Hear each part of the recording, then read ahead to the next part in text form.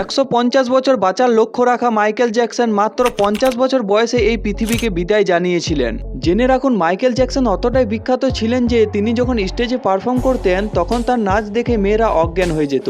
আর 45 degree পর্যন্ত ঝুঁকে তিনি পুরো পৃথিবীকে চমকে দিয়েছিলেন, যা তিনি জুতোর তলায় আটকানো এক বিশেষ হুকের সাহায্যে করতেন। যেখানে একজন সাধারণ সেলিব্রিটির পেছনে মাত্র কয়েকজন বডিগার্ড থাকে, সেখানে মাইকেল জ্যাকসনের কাছে 12 জন ডক্টরের একটি দল থাকতো, যারা প্রতি 2 দিন পর পর তার শরীর চেক আপ করত।